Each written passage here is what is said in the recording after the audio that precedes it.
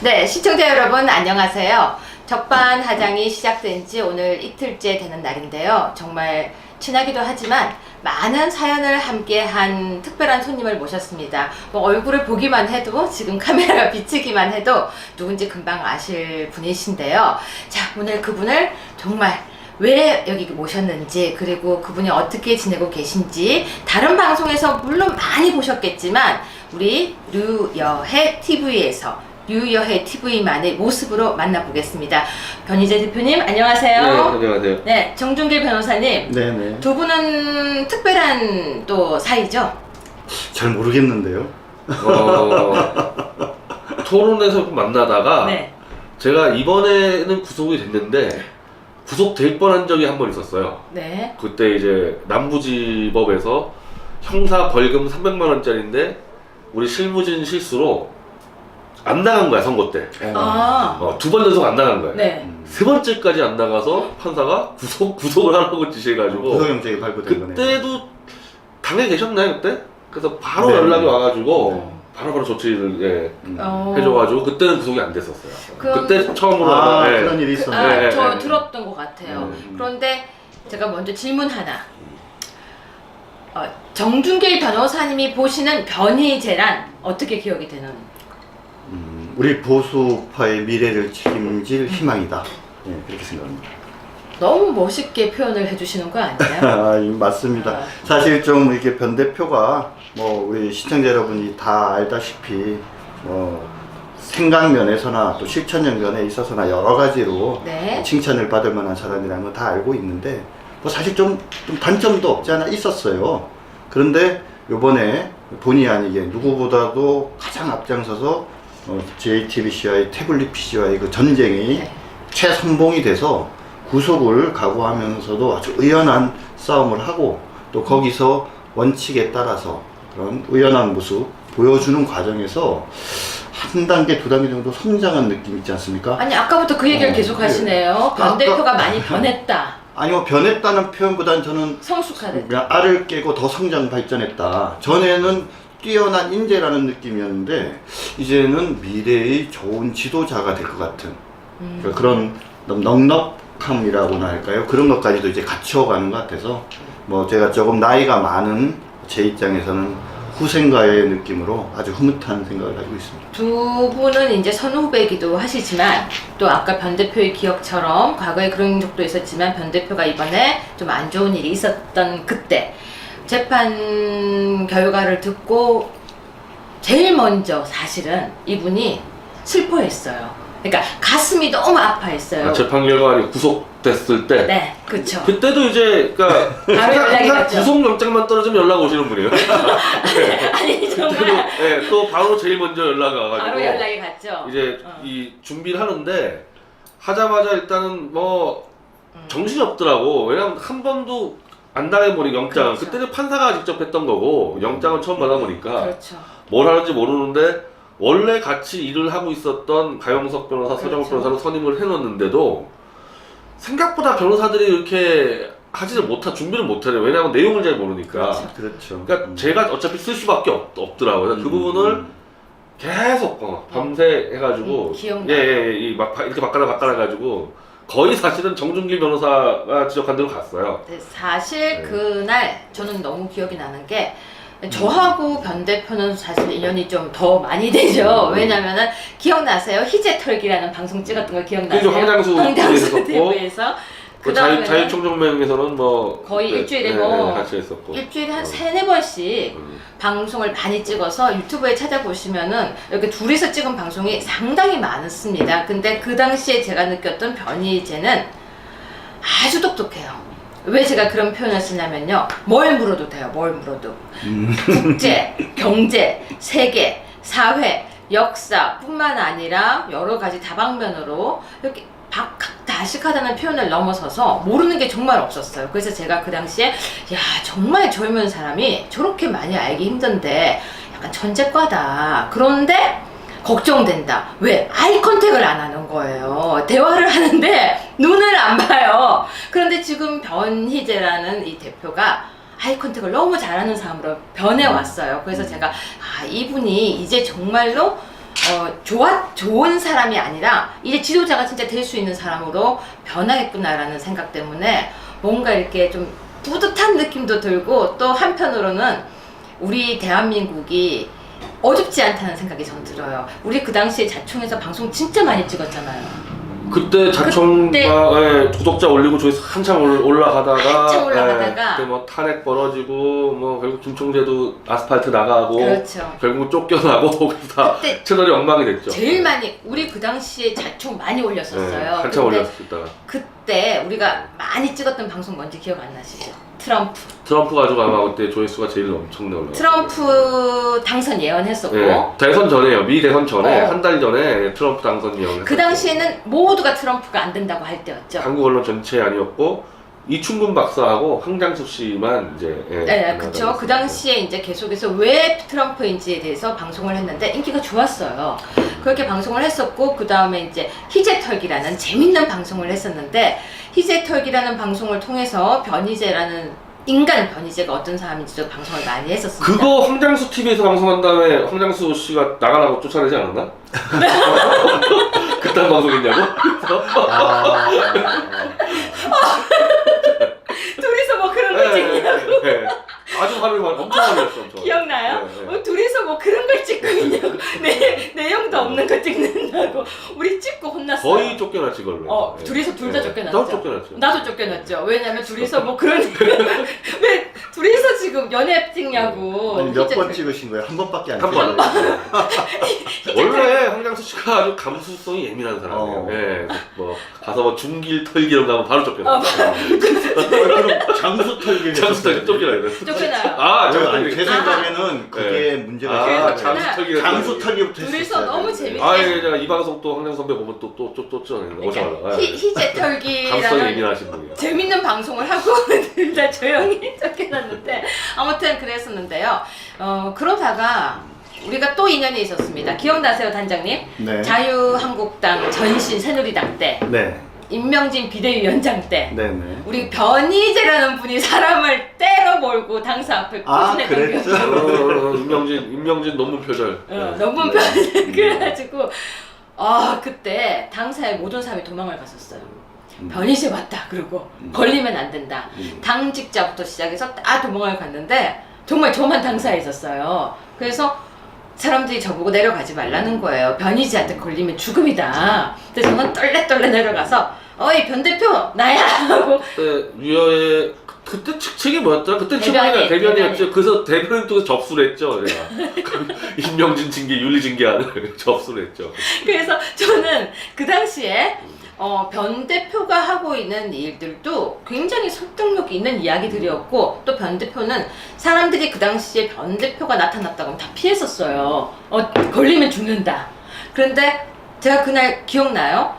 지금 여기서 너무 시끄럽게는 하지 말아달라. 그러니까 시끄럽게 안 했고 조용히 접수해서 갔죠. 그래서 그렇죠. 저는 당원이 아닌데 당원인 사람들이 같이 서명을 해가지고 그렇죠. 절차를 그대로 해서 접수했었죠. 조용히 접수했었고 내가 혹시 복국 사준 거 기억나요? 그때 복집에서 먹었지. 제가요 그날 그 옆에 또 그 유명한 성호 스님 계신 날 아닌가요? 스타벅스에서 스타벅스에 있었나? 나 그때는 네. 성호스님 못 봤. 근데 그때 저는 복국이 등급이 있는 걸 처음 알았어요. 제일 비싼 걸 시켜서 복국이 4만 원인 걸 보고 너무 놀라서 야 좀 싼 거 먹어. 그랬더니 이 형 먹을 거 이거 먹겠다고 해서 하여튼 그렇게 인연이 있었는데요. 또 그러다가 좀 불미스러운 적도 있었습니다. 불미스러운 게 아니고 이제 유여의 박사하고 정준기 선배는 자유한국당이 있었고 저는 공화당에 있었기 때문에 그때는 어쩔 수 이거는 양쪽의 역할이 그랬었기 때문에 그래서 티격태격 그 당시에 했었죠. 그렇죠. 그러다가 이제 나는 믿었던 변 대표가 나한테 왜 이러나 또 했었고 아무튼 그러다가 결국은 고소를 하게 됐었는데 나중에 우리가 바로 들어간다는 얘기를 구속된다는 얘기를 듣고 정준길 변호사님이 저한테 와서 이거 바로 취하하자.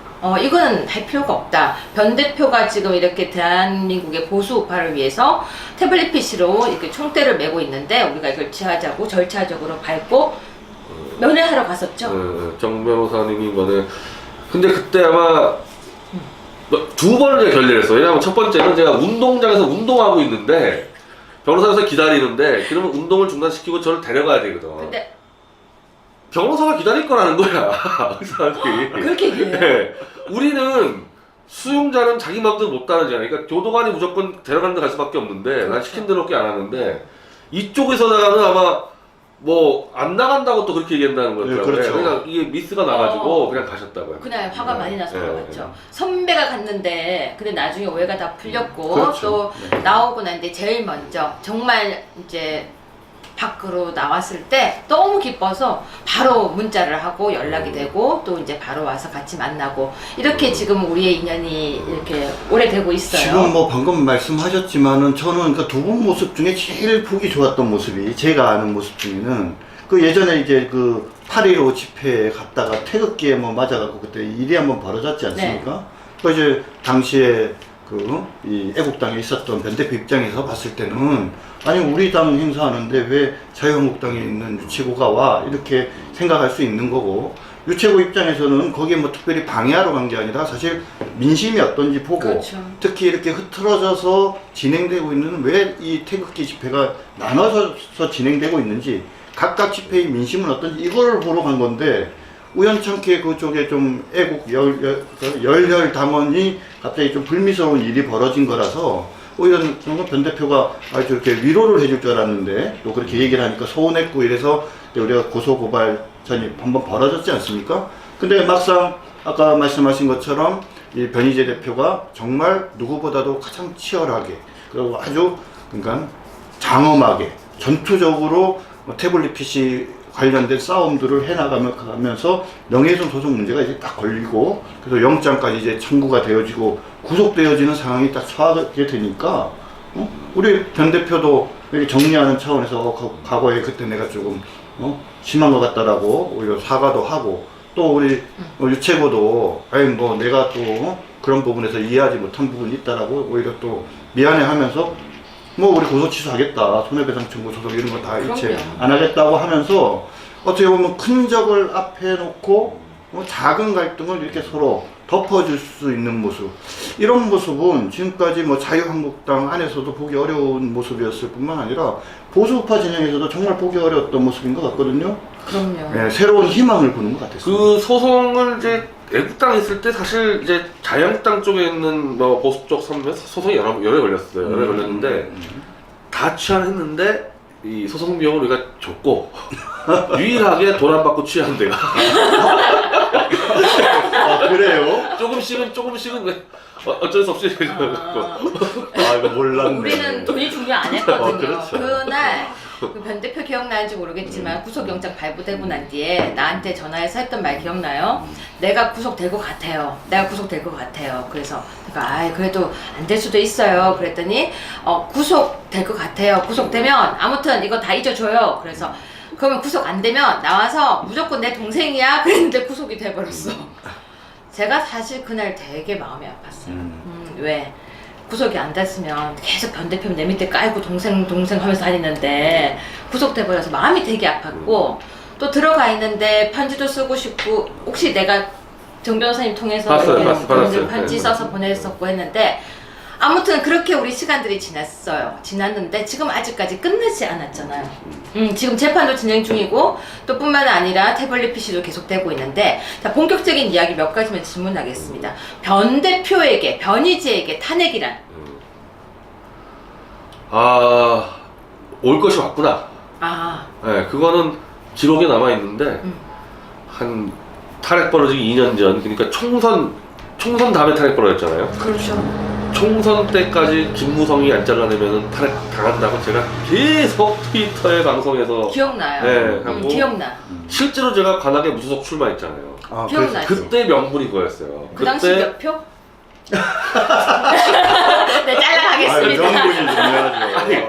그 당시도 영상이 남아 있는데 알아요. 그때 김무성이가 왔다고요. 그때 관악 지역 와서 내가 아마 성모스님이 더 세게 했을 거야 나보다도. 저놈이 분명히 탄핵한다. 이제. 기억나요. 네. 그 영상. 이번에 자유한국당 그 당시에 오신환 이제 탄핵하고 지금 바른미당 갔잖아요. 그렇죠. 오신환 뽑으면은 김무성이랑 100% 탄핵한다. 그 다 기록돼 있거든요. 그러니까 탄핵 벌어질 때 예상을 했고 올 것이 왔구나. 이게 정치 구도적으로 나올 수밖에 없었거든요. 그때 탄핵 때는 막 그 출렁거리는 시기를 변 대표하고 나오고 우리가 자총에서 방송하면서 방송하고 분위기를 있어요. 같이 맞아가면서 그 당시에 우리 작총에 있는 사람들이 다 불안해하는 과정을 같이 겪었잖아요. 그리고 탄핵이 됐었는데 그럼 변희재 대표에게 앞으로 대한민국의 미래란? 아주 밝습니다. 음. 이제 와서 보면 더 확신이 가는데 탄핵이 들어가면서 좌가 문제가 아니라 대한민국을 지키고 발전해야 될 보수 내에 정말 수많은 더러운 바이러스들이 다 발견됐어요. 그렇죠. 숨겨져 있던 것들이 고칠 수가 있게 됐잖아요. 이제. 근데 고칠 수 있을까요? 발견만 할 수 있으면 고칠 수가 있었는데 지금까지는 사실은 내가 보수 내에서 제가 내부 비판을 무진장 많이 했었거든요. 제가 왕따가 됐어요. 탄핵 직전까지만 하고. 직전까지는 대표적으로 제가 전경련을 엄청 깠어요. 기억나죠? 전경련이 다 기억나죠? 망친다. 전경련이 푼돈 가지고 보수 매수시켜가지고 다 망친다. 제가 왕따 당하다가 결국 전경련이 탄핵을 사실상 밀어붙였죠. 예. K재단, 민우재단에다가 자기들이 돈을 줘놓고서 박근혜 정권에 협박받아서 뜯겼다고 얘기하면서 탄핵 시작된 거 아닙니까? 그렇죠. 그렇잖아요. 전경련이 원래 그런 인간들입니다. 이거 보수와 관계없이 돈에 팔린 인간들인데 그게 이제 드러났잖아요. 그러니까 곳곳에서 보수에 있었던 암덩어리들이 발견됐기 때문에 치료하는데 뭐 어렵지 않다고 생각해요. 그러면 정준길 변호사님에게 탄핵이란? 제가 생각하는 탄핵은 이제 2004년도 탄핵과 2016년 탄핵이 있는데요.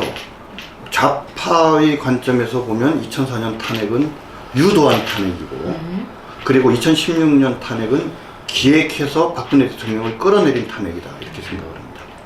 우파적 관점에서 보자면 탄핵을 가선 안 되는데 유인을 당해서 탄핵을 간 바보 같은 행동을 한 탄핵이고, 2016년 박근혜 대통령 탄핵은 탄핵을 당하지 않아도 되는 상황임에도 불구하고 우왕좌왕하고 원칙 없이 대응하다가 말도 안 되는 탄핵을 당하는 그런 탄핵이다 이렇게 정리하고 싶습니다. 그러면은 지금 이제 우왕좌왕하다가 탄핵을 당했다라고 표현을 하셨는데 네. 변 대표가 바라볼 때는 혹시 탄핵을 막을 수 있었었다고 생각하나요? 지금 돌아보니, 다시 복귀해보니.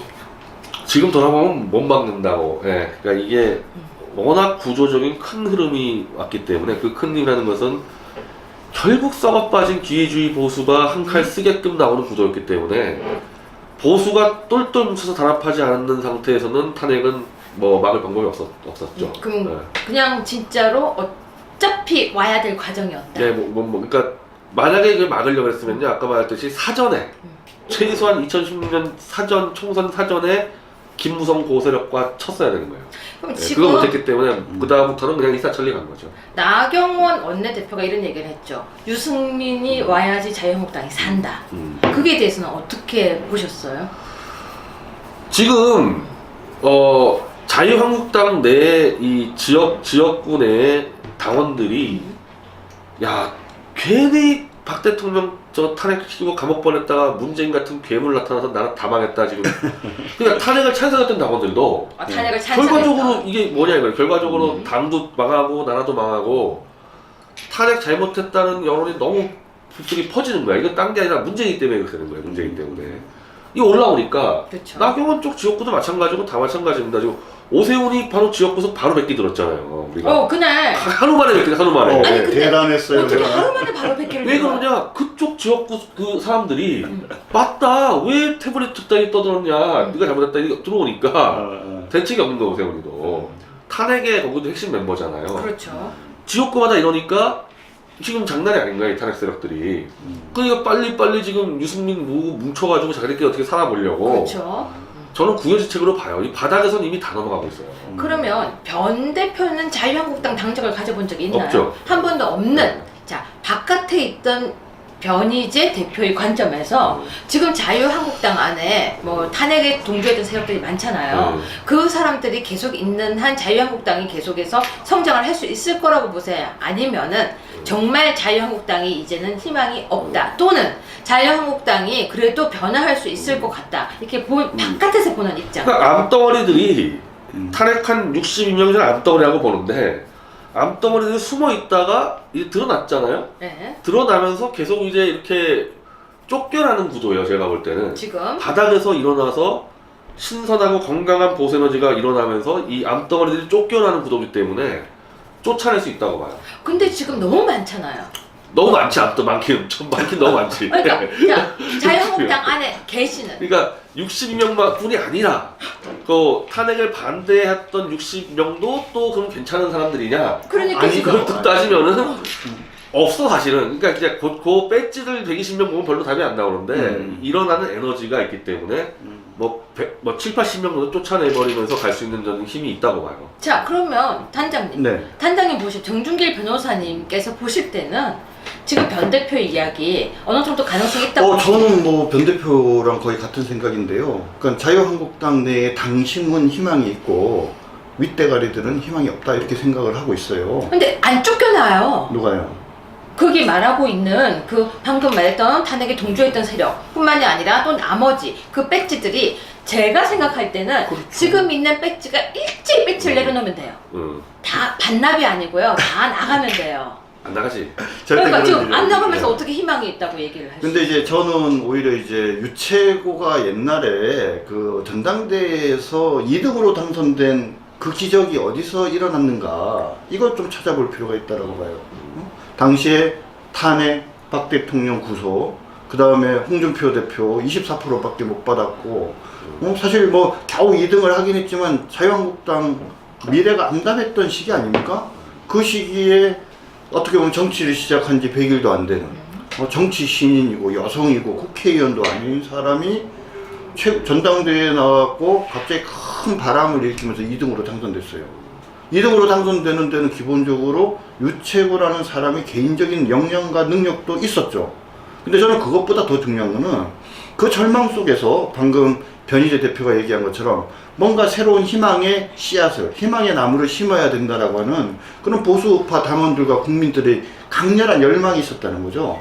거기 그 거대한 파도 위에 바로 그러한 요구에 호응해서 유채구라는 사람이 등장을 해서 행동을 했기 때문에 그렇기 때문에 저는 2등으로 당선이 될 수 있었던 거로 봐요. 그런데 그 거대한 세력들이 그 꼴을 못 봐서 쫓아냈잖아요. 물론 쫓겨났잖아요. 그게 이제 현실이고요. 그래서 그건 다시 뒤집어서 얘기하면 뭐냐?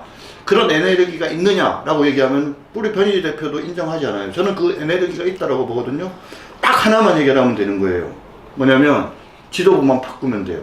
어떻게 바꾸면 되냐면 저의 개인적인 생각에는 비대위원회 체제계로 바꾸면서 예를 변 대표 같은 사람이나 유채호 같은 사람이 비대위원장 하면 돼요. 혹시 변 대표 자유한국당이 비대위원장으로 오라고 하면 갈 거예요? 저는 자유한국당 자체가 지금 네. 이제 위기에 몰린 나경원 등 탄핵 세력들이 이제 유승민이, 원희룡이, 안철수 얘기하면서 5인 신당을 꾸린다는 거 아니에요 이제? 그렇죠. 신당 들어간다고? 저는 그게 엄포말이 아니라 이 사람들이 지금 자신이 없는 거예요. 이대로 가다가 그렇죠. 또 박 대통령 언제 석방될지 모르고 이런 상황에서 자칫하면은 공천 단계에서 날아가겠다 탄핵했을 때는 나가서 셋짜자 이러고 있단 말이에요. 그때 밀어내면 돼. 쫓아내면 안 나가지만은 지들이 나가겠다면 약간만 밀면 나갈 거 아닙니까? 근데 나가려고 하다가 원래 약간 밀면 갑자기 이렇게 버티는 때가 또 사람들이 있단 근데 말이에요. 사실은 이게 사실 보수의 기주가 좌익보다 더 쓰레기들이라는 게 그래도 지난번에 안철수는 국민회 나갈 때 확 끼고 나갔잖아요. 네. 그렇죠. 얘네들은 나갈까 말까 했다가 나갔지 탄핵 때 또 들어왔잖아요. 나갔다가 근데 그거 들어오게 한 누가 게 들어오게 했어요? 나갔다 또 나갔다 또 나간다는 거예요.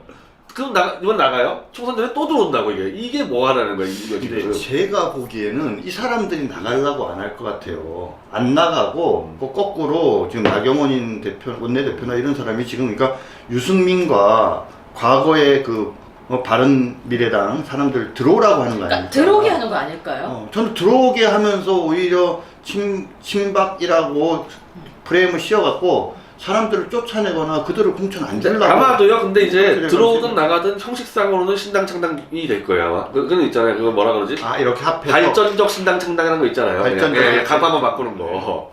그런 식으로 할 거란 말이야. 그때 전당대회 때 밀어내버려야 돼 사실. 그거 하려면 전당대회 통과시켜야 되니까. 네. 그런데 전당대회를 안 할 수도 있잖아요. 뭐 가니까 시대로. 원래는 아마 당원당규 전당대회인데 내가 정당 취재 보면요, 그거 지키고 하는 사람 아무도 없어. 그러니까 그걸 이기다는 건 아니고 어쨌든 분명히 외형상으로 또 이상한 신당을 만든단 말이에요. 그때 붙어가지고 쫓아내버려야 한다. 그러면 그때 해볼 생각이 있나요?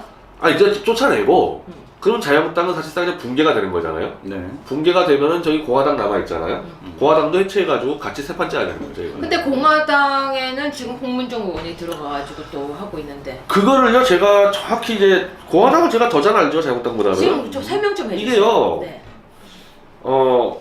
그러니까 조원진 대표가 당을 저도 같이 조 대표랑 지킬 때 물론 나중에 기억나죠. 뭐 싸고 나왔지만은 그때는 당세가 약했기 때문에 처절하게 버티는 거야 그냥. 그래서 유채고 정도가 들어오면 못 빨아들이는 게 당이 뭐 기초 설계가 안 돼 있는데 누가 왔다 갔다 하면은 이거 당 무너지는 거 이 생각한단 말이에요 조 대표라잖아. 내가 이렇게 그러니까. 이렇게 아니 잠깐만 그때는 나봐봐. 그랬단 말이에요, 그때는. 이렇게 네. 얌전하고 이쁘게 귀엽게 생겼는데 내가 무섭다는 생각이 그리고 들었단 말이야. 일단은 왜 대답을 안 해? 아니 일단은 유채구가 문제가 아니고 홍준표라는 자에 대해서 우리는 아예 불신하기 때문에 무조건 저쪽에 접근하면 당 파괴로 돈다 보니까 철통같이 막는단 말이에요.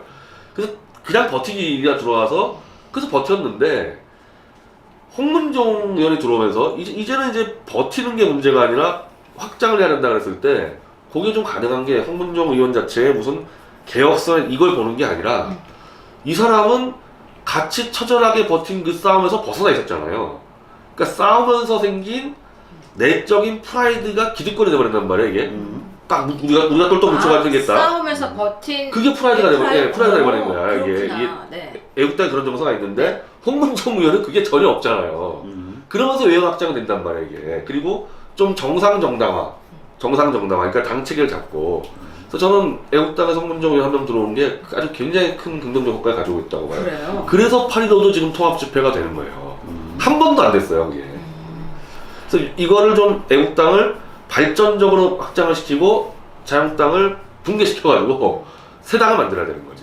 그러면 그렇게 될 가능성은? 저는 가능성 아주 높다고 봐요. 예, 이게 어쩔 수 없은 게 이게 여러 가지 이해관계로 될 수 있다고 봐요. 그럼 그때는 변 대표가 어떤 힘을 같이 보탤 생각이 있나요? 버티기 못했는데 저는 사실 정치적으로는 김경재 총재가 뭐 저희 뭐 같은 팀 아닙니까? 저한테 항상 얘기하는 게 있죠. 대통령을 예, 만들고 싶다. 그러니까 김경재 총재가 하면 되고 저는 또 뒤에서 도우면 되죠. 둘까지 같이 들어가서 설칠 필요는 없다는 거죠. 근데 김경재 총재께서 다시 하실까요? 지금 그분이 지금 주장하는 게 사실상 그 얘기예요. 그러니까 자유한국당은 당론을 탄핵은 정치적으로 실패했다라고 인정을 해라. 그러면은 최소한 3명, 뭐 김무성이라고 저 법사위원장했던 권성동이하고 저 김성태하고 요 정도는 사과하고 4년간 활동 금지 이 정도는 하고 친박도 마찬가지다 너희도 대통령 못 모신 거. 근데 다 나갔어 웬만한 사람들이. 홍문종 조원 대표 나가 있지, 서청원 대표 탈당해 있지, 최경환 부총리 감옥에 있지. 남아있는 건 윤상현 의원 한 명이잖아요. 윤상현 의원도 사과 반성하고 활금. 그래서 탄핵은 정말 보수에게 대실패를 안겼다는 것을 인정해라. 저는 그게 지금 같다는 얘기예요 지금 제가 얘기하는 거랑. 근데 이제 뭐 기본적으로 말씀하시는 거는 참 동의를 하는데, 그러니까는 이거는 그러니까 MT만 있는 것 같아요. 그러면은 누가 중심했을 건가라는 문제가 사실은 남지 않습니까? 지금 사실 뭐 통합이 우선이냐 아니면 사과 내지 반성이 우선이냐 이 얘기를 할 때 이게 답이 안 나오는 게 닭 달걀 얘기 같은 거잖아요. 그러니까 자꾸 반성하고 이거 탄핵이 어땠는지 누가 책임이 있는지 이런 얘기를 하다 보니까 통합이 안 되는 거고, 한다고 해도 이 문제가 기본적으로 해소가 안 되니까는 또 거꾸로 이 문제가 생기고 서로 막 닭과 달걀처럼 이 얘기가 겉도는데, 저는 개인적으로 이렇게 생각을 합니다. 그러니까 대한민국의 보수우파 미래 기본적으로 밝다는데 동의해요. 왜 동의를 하냐면 보수우파 국민들이 깨어나 있지 않습니까? 그렇기 때문에 이제 제대로 된 리더나 지도자들이 이제 나타나면 되는데, 간단하지 않습니까? 방금 말씀하신 것처럼 탄핵에 책임 있는 사람 아까 3사람만 얘기했는데 이 사람 이외에도 탄핵에 주된 책임이 있는, 저는 여기 김용태 같은 사람 포함해야 된다고 생각하거든요. 탈당 1호. 예, 그렇죠. 그런 사람들 포함해가지고 자 그런 사람들 뒤로 물러나라. 정치 그만두라는 게 아니라 너네 뒤로 물러나라. 그다음 옛날 친박 진박 이런 논쟁하면서 누구보다도 뭐 대통령한테 가깝다고 얘기했던 사람도 있잖아요. 뭐 김재현 의원 같은 경우에 저는 제일 대표적인 사람이라고 보는데 윤상현 의원도 마찬가지고, 이런 사람도 한 발 뒤로 물러나고 그래서 뭐냐면 새로운 사람들, 새로운 뉴 페이스들이 근데 믿을 만한 미래에 희망을 줄 수 있는 사람들이 그걸 전면에 세우는 거예요. 예를 들자면 우리 유해 최고 같은 사람, 아니면 지금 뭐 당을 달리하고 있지만 변희재 대표 같은 사람을 비대위원장으로 딱 세워가지고 이 두 분들이 만약에 거기에 쓰게 되면은 지금 만약 유치고나 우리 변희재 대표 같은 사람이 친박으로부터 무슨 허물이 있습니까? 아니면 탄핵으로부터 책임이 있습니까? 그러면 거꾸로 민주당이나 문재인 정부가 공격할 게 없어요. 그렇지 않습니까? 그러니까 그런 허물이 없는 사람을 중심에 딱 내세워가지고 그 사람들을 앞장세워서 키워주면서 새로운 비전을 얘기할 단계라는 거죠. 지금 뭐냐면 자유한국당의 황 대표, 뭐 기본적으로는 품성 뭐 여러 가지 면에서 개인적으로 훌륭한지 모르겠지만 이분이 가지는 기본적인 한계가 뭡니까? 바로 이분이 법무부 장관을 하고 국무총리를 하고 권한대행을 하면서 박근혜 대통령 탄핵 당시에 아무런 역할도 못했다는 거 아닙니까? 그래 놓고 지금 이제 와가지고 본인은 뭐 탄핵에 책임이 없다부터 시작을 해서 되게 어정쩡한 세모의 태도를 보이고 있는 그런 모습들을 보면은 그런 황교안 대표가 결국은 힘을 발휘하지 못한 이유는 저는 결국은 여기에 기본적인 허물이 있는 거잖아요. 그러니까 민주당에서 볼 때는 어떻게 보면 이 황교안 총리 같은 이런 분이 황 대표 같은 사람이 그냥 그렇게 해가지고 나중에 후보가 되면 고마운 분이죠. 무조건 이기잖아요. 고마운 분이지 자기 입장. 근데 저는 만약에 우리 변희재 대표나 유채고 같은 사람이 비대위원장이 됐어. 아니면 뭐 비대위원도 좋아요. 그래갖고 뭔가 당을 바꾸고 보수파를 새롭게 만드는 어떤 상징적인 역할들을 해. 그런 다음에 만약에 두 분 중에 한 분이 내년에 만약에 나중에 있을 대선에 나갔다 그러면 저는 황교안 총리보다 훨씬 더 표를 많이 받을 것 같거든요. 그거는 변 대표 유채고만이 가능한 게 아니라 바로 그러한 새로운 희망과 비전을 줄 수 있는 그런 허물로부터 자유로운 사람을 이제 앞장 세울 때가 됐는데 아니 세상에 뭐 이인재 의원은 지금 다시 국회의원 출마한다 그러죠. 최근에 얘기 들어보니까 서청원 의원도 다시 출마한다고 지역 다니고 있답니다. 그죠? 김문수 지사도 이제 벌써 본인은 40대 후반에 지사까지 했던 분이 여전히 자기가 중심에서 정치를 해야 된다라고 이런 세상 이제 그만둬야죠. 이분들이 야 그동안 우리가 정치 잘못해서 보수파 이렇게 망가뜨렸다. 나는 과거에 혜택을 받았는데 내가 잘못해서 후배도 제대로 못 키우고 너무 부끄럽다. 자 이제는 내가 이 선으로 물러나서 정말 좋은 후배 키울게. 우리가 그렇게 하겠다. 이런 모습을 보여만 주면은 필승지세 아닌가요? 제가 오늘 방송을 시작할 때 몇 분을 찍을 거냐고 할 때 했던 말이 있어요. 30분? 그랬다가 그 다음에 뭐라고 했는지 아세요? 물속에 빠지면 입이 붕어랑 대화할 사람 세 사람이 모였는데 과연 할 수 있을까라고 했는데요. 30분이 지나고 있는데 짧게 질문 몇 가지 더 들어가겠습니다. 자, 지금 정준길 변호사님은 책을 쓰고 계시다고 이제 책이 마무리되었다고 들었고요. 우리 변희재 대표는 변희재 하면 그냥 태블릿 PC가 연결돼요. 아예 검색어에 연결이 되는데 자, 두 사람에게 제가 이건 질문해 보겠습니다. 태블릿 PC 대표자인 변 대표. 변 대표는 태블릿 PC 어떻게 요약할 수 있습니까? 요약은 그냥 뭐 요약 하나마나 그건 조작인데 이 또 말 잘못하면 이제 안 그래도 보석 취소 요청서 들어와 있는데 그러니까 지금 제가 검찰이 모든 방송을 다 사찰해가지고 한 줄만. 뒤지고 있거든. 그러니까 그렇게 뭐 구체적으로 할 필요가 없어요. 한 줄 더 하자면요. 그러니까 JTBC에 대한 지금 명예훼손 하지 말라는 게 보석 조건이니까 제가 정확히 얘기하면 그건 검찰에 의한 조작이에요. 검찰에 의한 조작입니다. 자, 여기에서 지금까지 책을 계속 써보고 계시던 정준길 변호사님께 네. 태블릿 PC란 무엇입니까? 태블릿 PC라는 것은 박근혜 대통령의 탄핵의 촛불에 휘발유를 마구 뿌린 사건이죠. 네. 불이 활활 타오르게 그런 사건이 나왔습니다. 그런데요, 이번에 책을 쓰면서 많은 자료를 보다가 느낀 건데요. 이 태블릿 PC가 참 신기해요. 수정이 안 된다면서요? 네, 그렇죠. 근데 수정이 안 되는데 태블릿 PC로 수정을 했다. 이런 보도를 했죠. 네, 그 보도가 있었고 우리가 단계별로 지금 다 그 보도를 다 정리를 하면서 책에도 그걸 다 정리를 하셨나요? 예. 그럼요. 그래서 뭐 우리는 저기 변 대표가 말씀을 하지 마시고 네, 하지 제가 마세요. 우리가 얘기를 할게요. 그러니까 지금부터는 여러분은 변 대표의 목소리를 듣고 싶겠지만 우리는 변 대표를 사랑하고 보호해야 되기 때문에 변 대표는 끄떡끄떡도 하지 말아요. 알았죠? 그러니까 표정은 표정. 우리 변 대표가 지금 진행하고 있는 명예훼손 사건의 핵심 쟁점은 두 가지예요. 하나는 뭐냐면 이 태블릿 PC가 진짜냐 아니냐 이거예요. 그것과 관계된 이제 진위 논쟁인데 이게 지금 이 진위 논쟁이 이제 가지는 이 허전함이 뭐냐면 아니 이게 꼭 죽은 자식 뭐 만지는 그런 상황이 돼버리는 거예요. 왜냐면 태블릿 PC가 허위였다는 게 밝혀진다고 그러면 박근혜 대통령에 대한 이 탄핵이 없어질 수 있느냐. 사실 좀 법률적인 관점에서 에서 볼 때는 사실은 그러기는 어려워요. 그러니까 이미 사건이 네. 다 끝나버렸고. 근데 사실은 이 태블릿 PC 이 보도가 없으면 아까도 얘기했잖아. 촛불 요만한 거 있는데 거기다 휘발유 확 끼얹지 않았으면 그게 갑자기 불이 번지지 않잖아요. 근데 불을 번지게 만든 거는 이 태블릿 PC 보도인데 이 태블릿 PC 보도에 분명히 허위가 있거든요. 근데 이게 증거가 안 들어갔다면서요. 네?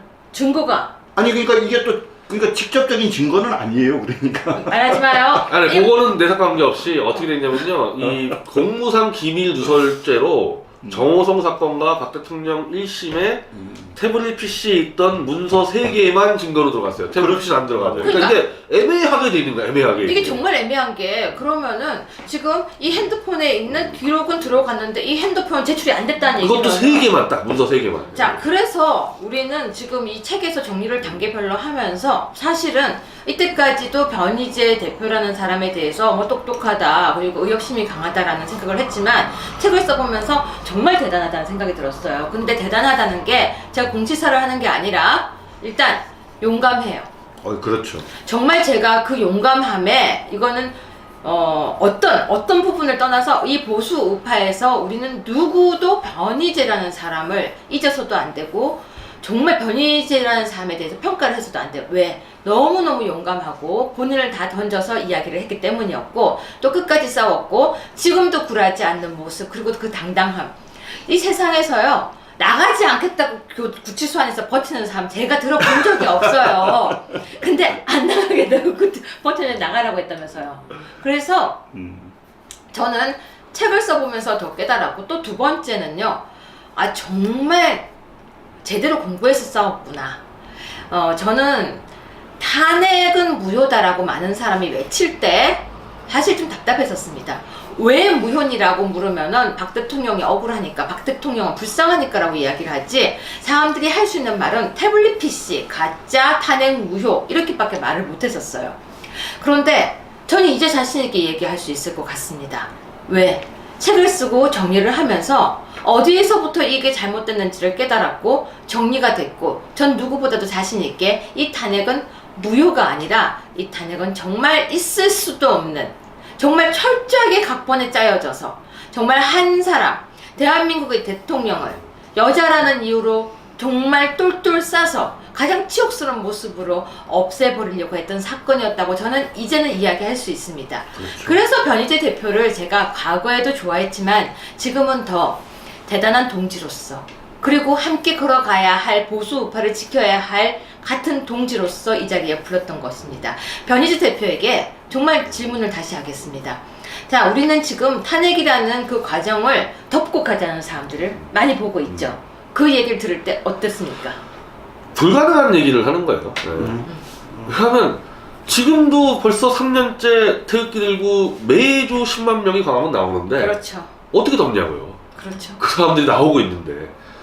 그래서 제가 야 요걸로 엎을 수 있다고 생각했던 게 사실 우리 보수 언론들은요 좋은 게 좋은 거라는 인식이 좀 강해요. 우리 보수 언론들이. 그리고 그냥 참아야 한다. 네, 참고 그리고 지금은 뭉쳐야 한다. 그리고 자유한국당을 밀어줘야 된다 이런데 계속 했던 그분들이 저 서영석 목사, 뭐 고영주 변호사가 어제부터 자유한국당에다가 탄핵에 대해서 이제 정리해야 된다. 이거 묻고 못 간다. 네. 탄핵 진상규명위를 만들어서 사과하려면 사과시켜야 된다고 드디어 이제 보수 언론까지 나가는 게 맞습니다. 불가능한 거예요. 덮어보려고 해도. 덮을 수가 없죠. 예, 안 되는 겁니다. 그러니까 사실 그들이 좀 트릭을 쓰고 있죠. 그러니까 뭐냐면 김무성을 중심으로 한 그 탄핵 배신파들이 이 문제를 해결하면서 자신의 정당성을 가지기 위해서 문재인 하야 운동을 지금 시작을 했지 않습니까? 그래서 문재인을 하야시키기 위한 이 대오에 동참해야 된다라고 얘기를 그러니까 탄핵은 하면서 덮고 그렇죠. 지금 탄핵은 잠시 접고 문재인 하야라고 하는데 네. 야 그러면 우리가 해야 될 얘기들이 많지만 자 변 대표님 요즘 문재인 정부 보면은 어떻습니까? 그러니까 저는 일단 대통령이 아닌 건 너무 당연한 거고. 네. 그리고 그냥 국민이 아니에요, 국민이. 저랑 같은 나라 사람 같지가 않아. 예. 딱 느낌이. 다른 나라 사람이 다른 나라 사람. 그러면 자, 세 개만 꽂아주세요. 어떤 부분에서 그런 생각이 들었다. 자, 랭킹 3위. 자, 제가 근데 감옥에서 나오자마자 제가 광화문을 나갔습니다. 네. 인사하러. 어마어마하게 포스트가 늘었어. 그러니까 쪽수 늘었지만 태극기 쪽수 늘었는데 포스트가 늘었다는 거는 10개가 이제 태극기 집회 하는 거예요, 광화문. 네. 난장판이야, 광화문이. 그걸 지금 2년째 집권하고 2년째 하고 있으면은 대한민국 국민이라면 문재인이가 뭐가 불만이냐 얘기를 해야 되는 거예요, 사람들하고. 근데 나오지도 않고 언급도 안 하고 태극기 집회 하는 사람들도 문재인이 나와라 얘기해보자 얘기도 안 하고 같은 국민이 아닌 거예요. 서로 다른 나라. 서로 다른 나라 사람. 그러면 대한민국 대통령이 다른 나라 사람 얘기는 그건 간첩이라는 얘기예요, 그거는. 그러면 실제로 간첩이라 생각을 하고. 김정은이 같이 함께 사진 찍고 그 포스트가 서울시청에 걸리고 하는 모습 볼 때는 어땠어요? 그 걸렸나요? 예. 나 감옥에 있을 때가 걸렸어요? 박원순 시장이 예, 예, 어. 박원순 시장이 걸었는데 진짜 나중에 우리 첨부를 해드릴게요. 이게 각 시청에 문재인과 김정은이 둘이서 손을 잡고 있는 포스트가 크게 걸렸는데 제가 그때 한 4일간 밥을 못 먹었어요. 못 그런 적이 봤구나. 있었구나. 진짜 제가 사실은 그때부터 속이 쓰리다는 걸 깨달았거든요. 근데 이제 뭐 저는 박원순이도 마찬가지인데 세월호 천막은 불법을 그냥 놔두고 다른 천막은 없애버리고 이것도 마찬가지 국민이 아니란 말입니다. 그러니까 자기들 사적 패거리에 대한 하나의 조직 보스지 국민의 공복으로서 일을 안 하잖아요, 이 사람들은. 근데 그걸 넘어서 이 사람들은 대한민국 국민이 아니란 말입니다. 맞아요. 박원순이고 문재인이고. 그런데 지금 이제 기가 막히잖아요. 사실 우리가 미사일 날라오고 이러고 있는 미사일뿐만이 아니라 미국 그리고 일본 반일 문제 무슨 그 길 난리가 났잖아요. 아니 NSC 지금 열었나요, 문재인이 지금? 안 열었다니까요. 이거 대통령이란 말이에요. 새벽에 잠 편히 자게 한다고 김정은이 얘기했잖아. 이제 새벽잠 주무셔 이러잖아요. 지금 미사일 몇 개 날라왔어? 7개요. 김정은 행복했었죠? NSC를 안 열잖아, 대통령이. 이런 대통령이 어딨냐고, 이거. 왜 그렇게 대통령이 위협했지 않습니까? 별로 큰 위협이 안 된다고 미국 형님이 말씀하셨어. 오늘 인내하겠다고 했잖아. 인내하고 간다고 뉴스 좀 봐요. 인내한다고 했잖아요. 아니, 그럼 중공 비행기, 러시아, 소련 비행기 들어오는 건 또 뭐예요? 아니 그거 별로 그거는 뜻하지 괜찮다? 않죠. 지금 괜찮다고 일본이랑 했잖아요. 싸워야지. 아군이다. 죽창 죽창을 들으라니까요. 들어야지 지금. 야. 일본이랑 싸우느라 정신이 없다고. 옛날에 고종이 그 일본하고 싸운다고 러시아 끌어들이고 청나라 끌었다가 박살났는데 지금 문재인이 똑같이 하잖아요, 저거. 근데 죽창 들으라고 하는데 지금 죽창 들으려고 하더니 본인은 빠졌잖아요. 그러더니 갑자기 미래를 노래하고 싶대요. 일본가. 오늘 또 그 얘기했어. 난 오늘 뉴스를 안 봐. 어제 했어요. 어제 했어요? 저는 원래 인간 일본과 뉴스예요. 미래 얘기하자고. 예. 냉정하게. 냉정하게 국민들 보고는 죽창 들으려고 일본은 하더니 아주 냉정하게 잘 가고 일본은 아주 냉정하게 가고 있어. 그렇죠. 안 설쳐, 일본은 지금. 그래서 우리나라 사람들이 지금 대통령을 우리 보고 죽창 들려고 하더니 지금 대통령이 아니죠. 정확하게 대통령의 민정수석이 죽창 들려고 하더니 나가버렸어요. 민정수석이. 그리고 본인은 갑자기 법무부 장관으로 가고. 그 전에 다시 서울대 교수로 복귀하고. 네. 복귀했어요? 그럼요. 복귀 신청도 했어요. 복귀하고 또 법무장관으로 간다? 왜냐면 그래가지고- 공직에 있다가 어. 공직을 그만둔 지 한 달 안에 어. 복직 신청을 하지 않으면 아, 잘린대요. 잘리니까. 그러니까 복직은 했어. 마지막 날인가 그 전날인가 복직 신청을 했죠. 이건 또 먹어놓고. 그렇죠. 야, 일단 먹어놓고. 인생 저렇게 살아야 되는 거야. 조국이 1등 먹고 있어요. 네. 지금. 서울대 서울대에서 망친. 가장 거기에서 1등이 아직 당선 안 되고 1등을 먹어가고 있어요. 그래서 지금 이런 과정인데요. 우리 변희재 대표님. 그러면은 이제 우리가 탄핵은 무효라고 계속 외쳐야 되는 시점이 온 것 같고요. 그런데 제가 유여해 TV를 어제 개국했어요. 그 정확하게 유효의 TV예요? 적반하장에? 그러니까 정확하게 검색, 유튜브 검색은 유여해. 류여해 TV예요. 예. 구독 눌러줘요. 예. 구독 누르고 근데 구독 아까 누르세요. 얘기할 때 적반하장이라고 얘기해가지고. 방송 이름은 적반하장. 근데 그거 자유한국당 때 했던 건데. 내 거잖아요? 그렇지. 근데 채널은 못 가져오고. 아니죠. 자유한국당에서는 저를 쫓아내고 응. 옳은 소리라고 만들었어요. 옳은 소리라고.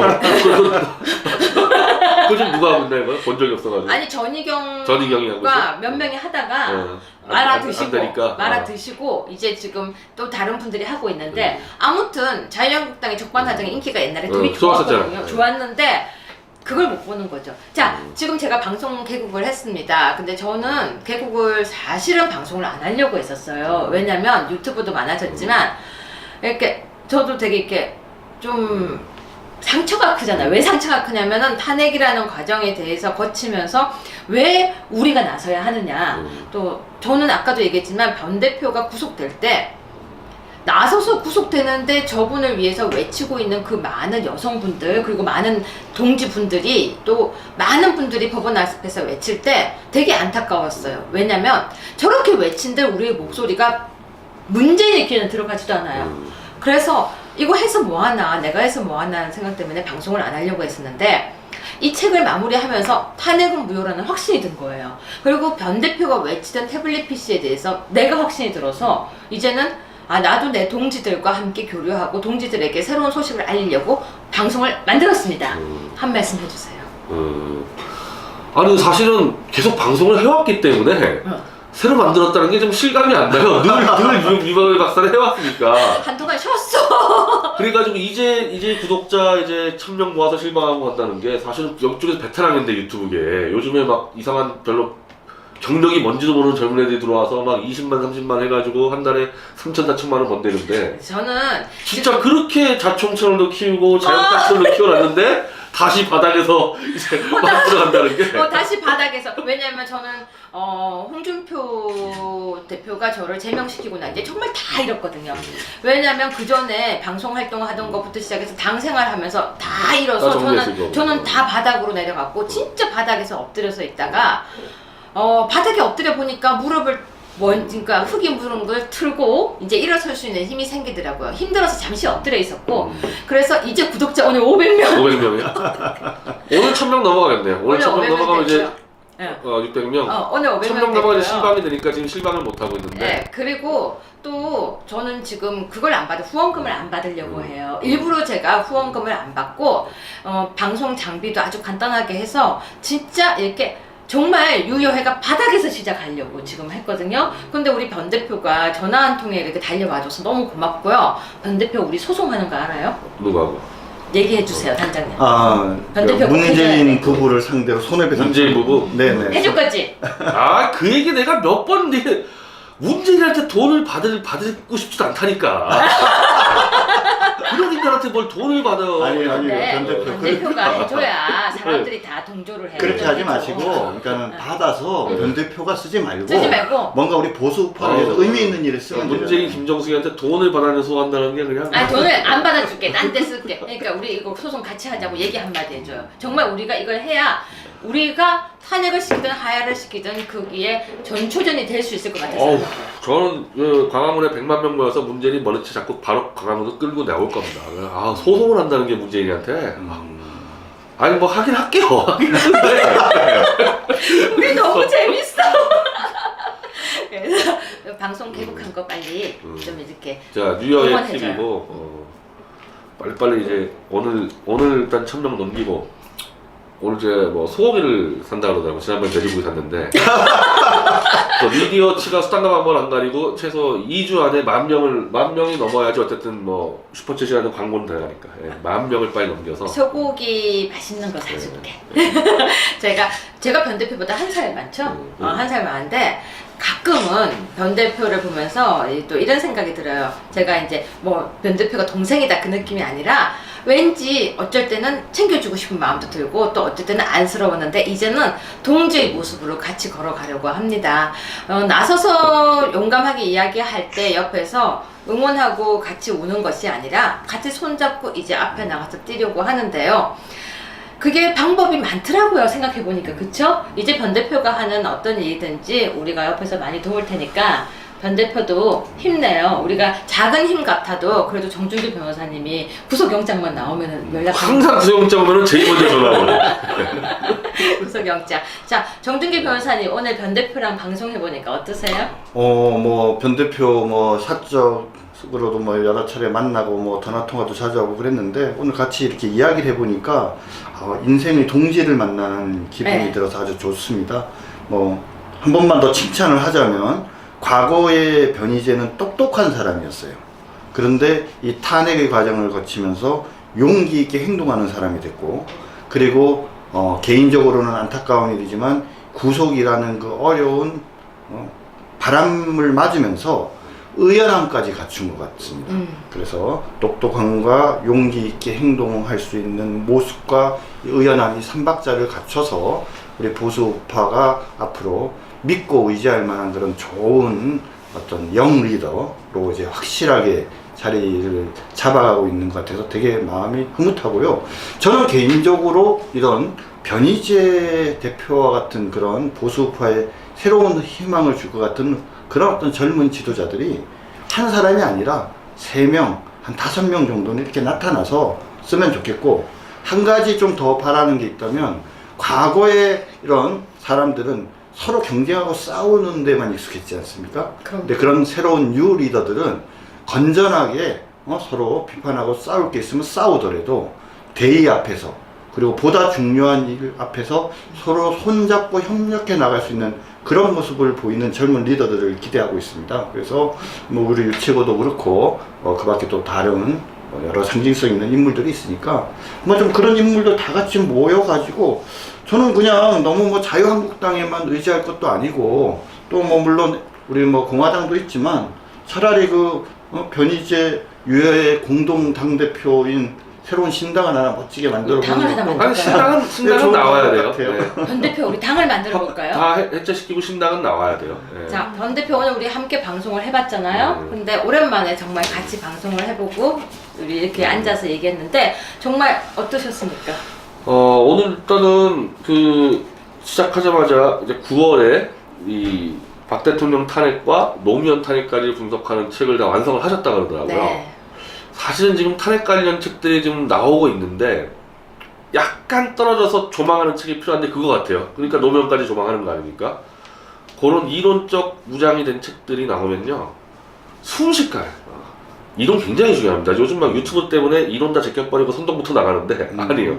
탄탄한 이론이 있어야지 네. 그걸로 100만 명, 1000만 명 가는 거거든요. 근데 저는 정중길 변호사님 책이 좀 다를 것 같아요. 그러니까 최명성 변호사하고 좀 다를 것 같아요. 직접, 예. 우리 유채고랑 같이 적은 책이 많이 좀 달라요. 달라요. 예, 왜냐면 달라요. 직접 변호사가 전투한 사람보다는 약간 떨어져가지고 조망하는 책이 필요할 시점에 정확하게 나와서 9월에 책 나오면은 한번 미디어처럼 같이 이 출판 기념회를 같이 묶어서 해가지고 그렇죠. 분명히 잘 썼을 거예요. 정중길 변호사의 변호사 같은 거 자주 보면은 아주 잘 썼어요. 너무 잘 썼습니다. 그래서 같이 하니까 되게 좋죠? 네. 저는 변 대표를 바라보면서 오늘 이런 생각이 들었습니다. 꿈을 꾼다는 것은 허망된 꿈이 아니라 정말 이루기 위한 성장 과정, 그리고 이루기 위한 걸음 과정이 저는 꿈이라고 생각합니다. 신당이라는 이야기를 우리가 꺼냈었는데요. 지금이 아니라면 새로운 집을 짓는 것도 저는 좋은 방법이라고 생각합니다. 여러분이 원하신다면, 국민이 원하신다면, 보수우파가 원하신다면 변희재와 같은 아주 멋진 새로운 보수우파의 얼굴과, 새롭다고 하니까 여러분 이분이 오래됐는데 왜 새롭냐 그 얘기가 아니라 지금 있는 구태연연한 그런 정치인이 아닌 새로운 우리 보수우파의 노래를 할 수 있는 젊은 그런 지도자가 이제는 필요할 때가 아닌가라는 생각이 들었습니다. 그리고 탄핵에 관해서 탄핵, 노무현 대 박근혜, 그리고 끝나지 않은 이야기, 이제는 문재인이 다 물음표 느낌표 점인 책 준비하고 있습니다. 이 책은 우리 변 대표께서 이야기했듯이 한 발짝 뒤로 물러서서 찬찬히 탄핵에 대해서 이론서를 쓴 책입니다. 여러분들에게 자신 있게 이야기하겠습니다. 탄핵은 아주 잘못된 거짓 선동에 의해서 만들어진 정말 잔인한 대한민국의 하나의 역사이며 거짓된 탄핵이다 라고 저는 이야기하겠습니다. 그리고 변희재 대표하고 자주 모여서 맛있게 먹으면서 이야기 많이 남기겠습니다.